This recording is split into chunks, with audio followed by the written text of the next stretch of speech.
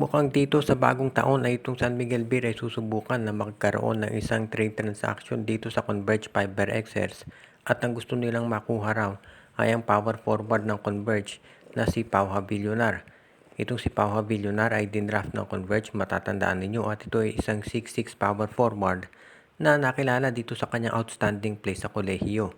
Ngayon ay naglalaro na doon sa Fiber XRs at gusto raw ito makuha ng San Miguel. Dahil San Miguel daw ay naghahanap ng isa pang rebounder na tutulong dito sa kanilang power forward position. Kasi sa ngayon mukhang ang San Miguel baka bitawan na itong si Rodney Brondial at dali na yan sa Terra Firma o Northport. At gusto nila ng isa pang power forward na makakasama nitong si Andreas Kahilig. Kaya ngayon mukhang ito raw si Pau Havillonar ang pinag-iinteresan ng SMB. Ang tanong ay kung sino pwede nilang i-offer na kapalit dito. Well, depende kasi yan kung ano ang kakailanganin ng Converge. Posible na baka ibigay ng San Miguel Bira itong si Simon Enciso para may isa pang point guard itong Fiber XRs. O baka naman, ang ibigay nila ay isang draft pick. Depende yan kung ano mapag-uusapan. Posible rin na hindi maging straight up yung trade dito. Ibig sabihin, baka may makasama na ibang kuponan dyan para maging mas sabihin natin mas patas at pumayag na itong Fiber XRs. Pero sa ngayon mukhang hindi pa maliwanag kung makikinig ang Converge sa offer na ito. Dahil mukhang pinag-aaralan pa raw ng San Miguel dahil syempre ang Converge ay isang independent team at hindi yan basta-basta papayag dito sa mga trade offers ng SMC, hindi katulad ng Terra Firma at ng Northport Batampier.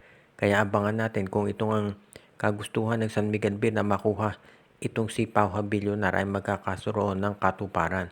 Dahil sa ngayon itong SMB bukod sa pagkuha dito kay Pau Havillonar, pinag-aaralan pa rin daw yung pagpalit nila ng import dahil syempre nakadepende sa magiging performance ni Jabari Narcis doon sa game nila kontra sa Barangay Ginebra. Panahon na nga ba para itong si Bon Pesumal ay mapunta dito sa Northport Batampier? Tatatandaan ninyo, diyan siya nanggaling, diyan siya napunta, unang naglaro sa PBA pero na-trade sa SMB. Nawalan siya ng playing time sa San Miguel Beer at marami nagsabi dapat itong i-trade. Na-trade nga sa Barangay Ginebra pero hindi pa rin nabigyan ng minuto. So ang tanong, hindi kaya ito na ang panahon para bumalik si Pesumal dito sa Northport Batampier dahil at least dyan nung siya naglalaro nung Global Port pa ito, may playing time si Pesumal. At ngayon lalo na at napapabalita na baka itong si Arvin Tolentino at si Joshua Monson ay kunin na ng SMC. Yan ang pagkakataon kay Pesumal para magkaroon siya ng playing time dito sa ibang kuponan. Dahil kung mapupunta sa Northport itong si Bon Pesumal at mawawala dyan si Arvin Tolentino o kaya si Joshua Monson, sigurado mabibigyan siya ng minuto. Kaya sa tingin ko babagay itong si Bon Pesumal dito sa Northport at pwede na yang i-trade ng Barangay Ginebra. Dahil alam naman natin loaded na yung backcourt ng Barangay Ginebra lalo na sa pagbabalik nitong si Jeremiah Gray. Nandiyan pa yung potential na magiging unrestricted free agent na si Chris Newsome at baka yan ay pumunta rin dito sa Barangay Ginebra. Kaya sa tingin ko hindi na nakapagtataka na itong Barangay Ginebra ay magiging isa talagang super team kung sakasakali. Kaya ngayon dito natin talaga makikita na kung ito si Bon Pesumal ay aalis ng Ginebra, makikinabang pa rin siya dyan dahil syempre mabibigyan siya ng playing time. Kung sino naman ang kapalit, siguro draft pick ng Northport pwedeng makuha ng Ginebra. For example, first round draft pick. Pwedeng samahan rin ng Barangay Ginebra ng isa pang player yan. Baka si Ben Adamos, isolid din nila dito sa Northport Batampier. Posible rin na baka ang gawin ng Barangay Ginebra instead na sa Northport, sa Terra Firma, dalhin nitong si Bon Pesumal. Dahil yan, at magkakaroon din siya ng playing time sigurado. Itong si Pesumal at si Adamos pwedeng sa Terra Firma dalhin para makuha yung first round draft pick nila o kaya itong matagal na napapabalita na si K. Mark Carino. So mga options yan. Maraming mga PBA teams ngayon, partikular na dito sa SMC at MVP Group ang gustong makuha itong si Shawnee Winston ng Converge. Pero walang balak itong Converge Fiber XS na bitawan si Shawnee Winston. Kung inyong magugunitan, noong si Aldin Ayo pa ang coach nitong Fiber XS, sinabi nito na nasa trading block na ito si Shawnee Winston. Pero ngayong naalis na itong si Aldin Ayo, nagbago na ang ihip ng hangin. At itong Converge Fiber XS ay wala na ng balak i-trade itong si Shawnee Winston. At bakit mo nga naman iti-trade ng ganyang klaseng player dahil nakita mo naman kung gaano ito kahusay. Kaya sa tingin ko, tama lang ang gagawin itong Converge Fiber XS na hindi bibitawan itong si Shawnee Winston dahil isa ito sa pinakamahusay na laro na naglalaro ngayon dito sa PBA.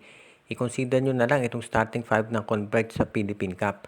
Justin Arana, Justin Baltasar, Shawnee Winston, Alex Stockton at Jordan Heading. Ano pang hahanapin mo dyan? Kapag ganyan ang starting 5 mo, kaya niyang sabayan kahit starting 5 lang Ginebra, TNT at San Miguel kung palakasan lang ng lineup. At alam din natin na maraming mga mahuhusay na bench players itong Converge Fiber XS, kaya sa tingin ko, hindi nila ite-trade itong si Sonny Winston dito sa SMC unless superstar din ang kapalit. So ibig sabihin yan, kung gusto ng SMC, itong si Sonny Winston, kinakailangan superstar din ang ipalit nila. Hindi po pwede yung mga bench players. Kaya sa tingin ko, yan ang dapat gawin. Itong Converge na tama lang naman na hindi sila magiging isang farm team katulad ng Terra Firma at nitong Northport Bottom Pair at ng Blackwater Bossing. Kaya asahan natin na as long as ma-retain ng Converge Fiber XS itong kanilang lineup, yung roster nito, hindi magiging problema yung pagiging competitive nila. Of course, kinakailangan willing sila na gumastos sa mga players na yan. Dahil alam natin ganyan na nangyari, kaya nawala si Maverick Handisi at itong si Jeron Teng dahil ayaw gumastos ng management. Pero kung willing sila na mag-spend talaga, maganda ang magiging resulta sa PBA nila.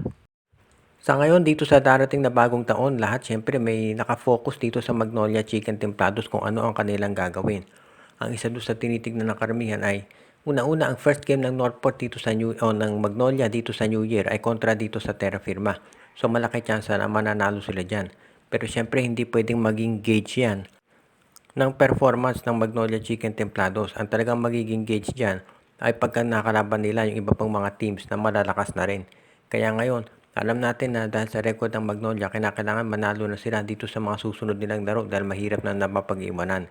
Kaya dahil dito, meron ng pressure dito kay Chito Victorero talaga na mag-deliver. Kaya abangan natin kung ano ang gagawin ditong pagbabago ng Magnolia Chicken Templado sa kanilang lineup.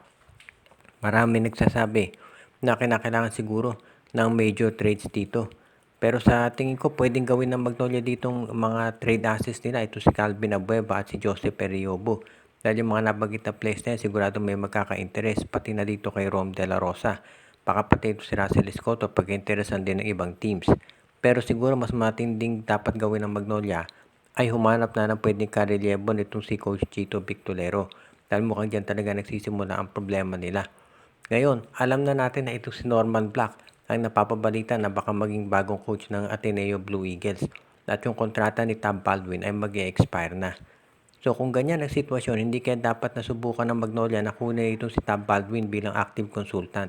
Alam natin na hindi pwedeng mag-coach si Tab Baldwin sa PBA, pero pwede naman gawin siyang active consultant at paglagay ng isang Pilipino coach dyan, katulad ng ginawa noon ng TNT dito kay Mark Dickel, kung saan ang coach ay si Bong Ravena at consultant si Mark Dickel.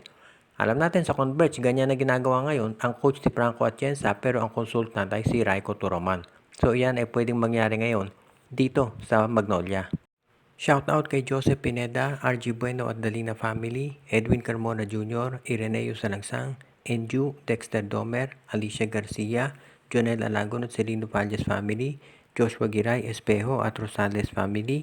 Pinabati din natin si Michael D., Alicia Garcia, Ireneo Salangsang, si Daryl Manlangit, si Malyari Mascarinas, Dalmacio de Guzman, pati na rin ang iba pa nating mga taga-subaybay.